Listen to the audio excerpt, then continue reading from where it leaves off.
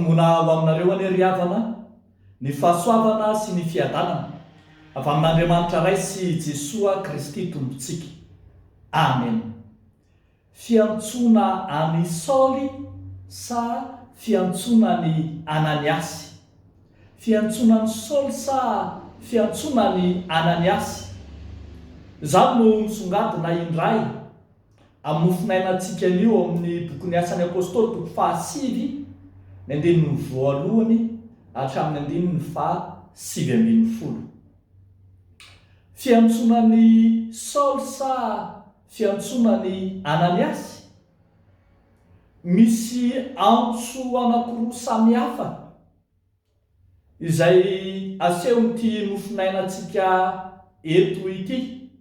Eo andaniny ny antsona ny Saoly, in'ilay nitratrevatreva mitondra ny taratasy avy amin'ny manam-pahefana andeha hanenjika ny kristianina indrindra no nikarapoka ny fanena tamin'i Jesosy.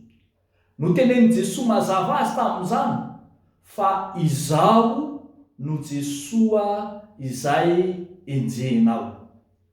Ny fiantsona voalohany zany dia ny fiantsona ireo olona ho any amin'ny famonjen'Andriamanitra, fiantsona ireo izay tsy mahalala ho tonga mahalala, ireo izay any amin'ny maizina ho tonga any amin'ny fahazavana mahagaga, tahaka n'izay niantsona amin'ny Saoly eto.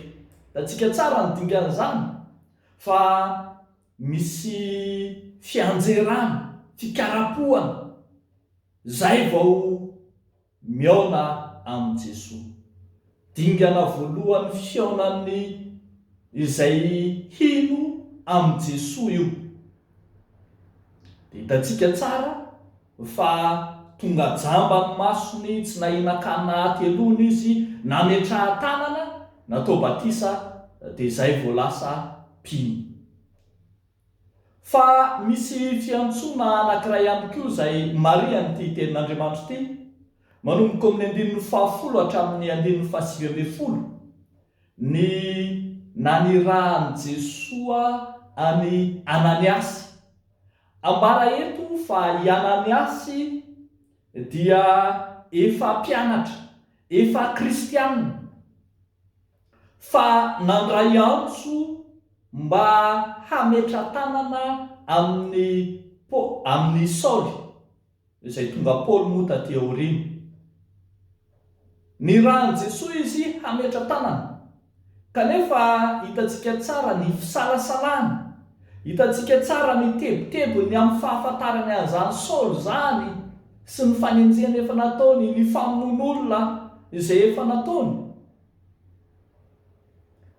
Amin'ity antso faharoa ity ry havana, ny zava-dehibe dia ny fanarahana ny baikon'ny tompo.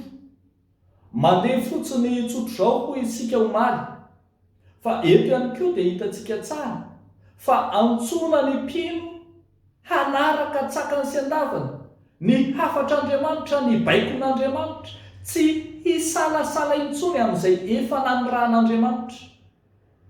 Anjaran'Andriamanitra ny mamono ny varavarana rehetra, fa ny anjaranao dia ny mandeha, tahaka ny antsona any Ananiasy eto. Tsy hanana fisalasalana intsony, tsy ho be fanontaniana intsony, tsy hitebiteby na hatahotra, satria Andriamanitra no miantso. Rehavako malala amin'ny tompo, misy karazana antso anankiroa hitantsika eto amin'ity tenin'Andriamanitra ity. Na ny antso ho amin'ny famonjena, tahaka n'izay namonjena ny Saoly, na ny antso amin'ny fanirahana, tahaka izay nanirahana any Ananiasy. Aizary ny toerana misy anao ankehitriny, mbola tsy mahafantatra, mbola tsy mahalala, mbola ireo sokajin'olona izay nanamafy fo, hifanena amin'ny tompo anenao, ho antsony amin'ny lalana makany Damaskosy, hitenenany fa izy ny Jesosy izay anjenao. Fa na koa ianao efa kristianina, efa mpino, efa mpianatra, dia heno ny antson'ny tompo izay maniraka anao amin'ny lalana izay tokony izoranao.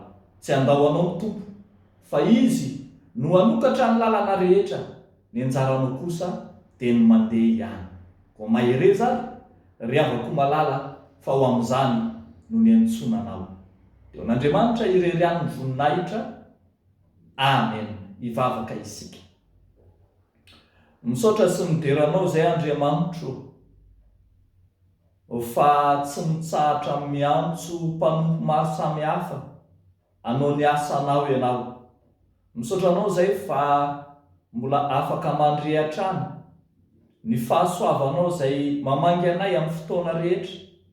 Misaotra anao izay fa mbola mibitsika aminay ny antsonao Andriamanitra ao amin'ny fiantsona amin'ny maha-olom-baovao sy anao ny asanao. Vonon'izay Tompo, andeha na ho aiza na ho aiza, ary vonona ihany koa izahay hanompo anao amin'ny fonay rehetra sy ny sainay rehetra ary ny fanahinay rehetra.